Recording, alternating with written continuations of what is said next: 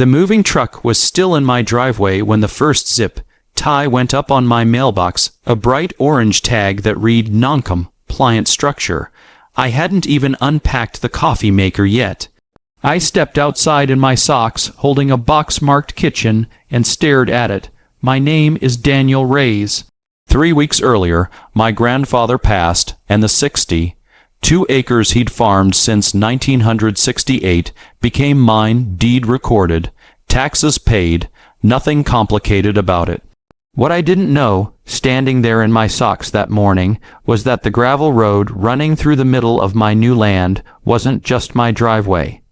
It was the only way in or out of Cedar Hollow Estates, a subdivision of 38 homes built on the land next door.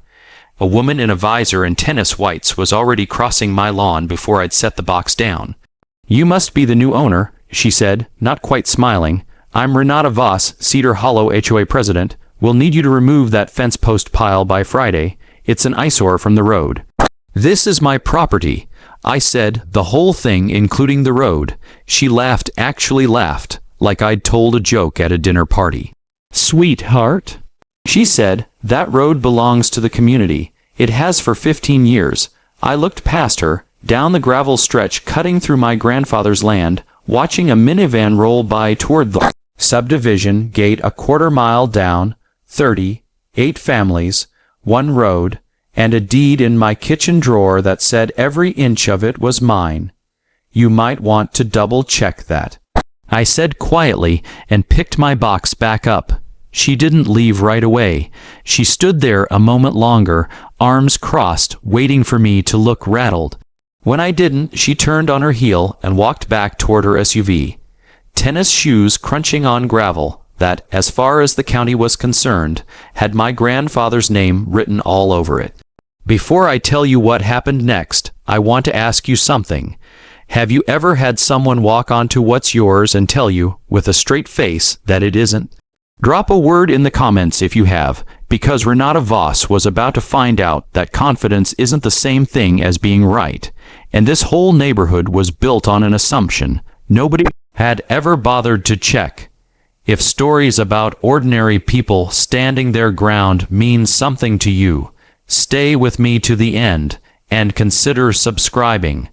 There's a lot more of this coming. My grandfather, Arturo Reyes, bought this land in 1968 for almost nothing, back when nobody wanted 62 acres of rock and cedar this far out from town. He farmed it, fenced it, and eventually graded a road through the flattest stretch of it himself, using a borrowed dozer and 2 summers of Saturdays, because the county wouldn't extend pavement that far out, and he was tired of losing trucks to the mud every spring. When Cedar Hollow Estates broke ground in the early 2000s, the developer needed a way in.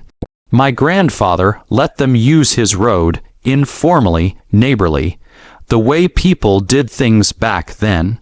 He never signed anything giving it away. He just didn't say no. He mentioned it to me exactly once near the end in the hospital, half lucid on painkillers, his hand thin and dry in mine. "That road's still ours, Danny," he said. "Don't let anybody tell you different." I thought it was the medication talking. I didn't understand until I opened the filing cabinet in his study 3 days after the funeral and found the original 1968 survey, stamped by the county, the road drawn in dead center of his, now my 62 acres, no easement, no transfer. No record of Cedar Hollow ever owning so much as a foot of it. I sat at his desk for a long time with that survey in my hands, listening to the house settle around me the way old houses do, and I thought about how many times he must have watched cars roll past his window and said nothing. The second visit came 5 days later. Renata again, this time with 2 board members trailing behind her like nervous ducklings, and a manila folder she held like a weapon. "Mr. Reyes," she said, "we've had our attorney review the situation. This road has served as community access since Cedar Hollow's incorporation. 15 years of continuous use establishes a prescriptive easement whether or not it's formally recorded. I'd done my homework by then too. That's not how it works if the use wasn't hostile or exclusive, I said. My grandfather permitted it. Permission defeats a prescriptive claim. Any first-year law student could tell you that. Her jaw tightened just slightly, the way a smile does right before it disappears. We'll see about that, she said. In the meantime, the association has voted to install a gate at the subdivision entrance for security purposes. It's scheduled for Tuesday. On my land, on the road, she corrected, like the two things were different. I didn't argue further. I just watched her walk back to her SUV, and I thought about the way she'd said we'll see about that, like she already had a plan that didn't involve losing. The gate went up Tuesday morning, right on schedule. Steel posts, a keypad, a sign that reads Cedar Hollow Estates, residents only, sitting on a strip of gravel that belonged, on paper, entirely to me. I stood at the edge of my own property and watched two men in reflective vests bolted into concrete they'd poured without asking. I photographed every inch of it before I called anyone. Then I called a lawyer, a woman named Corrine Ashby, recommended by the same county clerk who'd helped my grandfather file his original survey decades earlier. She spread the documents across her desk and went quiet for a full 2 minutes before she looked up. Mr. Reyes, she said, this is about as clean as these cases get. There's no recorded easement, no deed transfer, no maintenance agreement, no HOA payment history for the road, nothing. Legally, you own it outright, and they've been using it on nothing but goodwill for 15 years. Can they put up a gate on it? Not without your permission. They just did it anyway, which tells me they either didn't check the title, or they checked it and hoped you wouldn't. I thought about Renata's confidence, that laugh on my front lawn. I didn't think she'd checked anything at all. What do? I asked. Corrine leaned back in her chair, tapping a pen against the survey. That depends on what you want. You could shut the gate down tomorrow with a cease and desist. You could let this drag through court for 2 years, or you could make them come to you on your terms and negotiate from a position they've never had to negotiate from before. I thought about 38 families, kids waiting for the school bus, an ambulance that might need that road someday at 2 in the morning. I wasn't interested in punishing people who had nothing to do with Renata's overreach. I want a meeting, I said. The whole board, and I want them to understand exactly whose land they've been standing on. The meeting happened in the Cedar Hollow clubhouse, a building I noted, quietly, had been constructed using materials hauled in over my grandfather's road.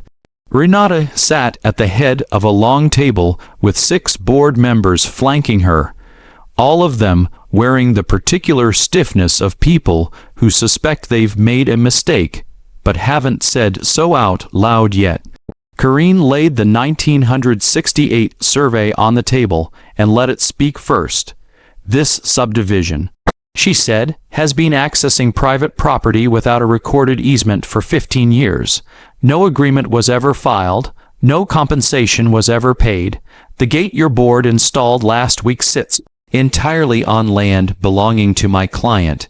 Renata's composure cracked for the first time since I'd met her. That can't be right. The developer told us the road was dedicated to the community. The developer told you a lot of things that made his job easier, Corrine said. None of them were filed with the county. One of the board members, an older man who'd said nothing until now, rubbed his face and muttered, I told them 15 years ago we needed our own paperwork on that road. Nobody listened. I finally spoke. I'm not here to trap anyone.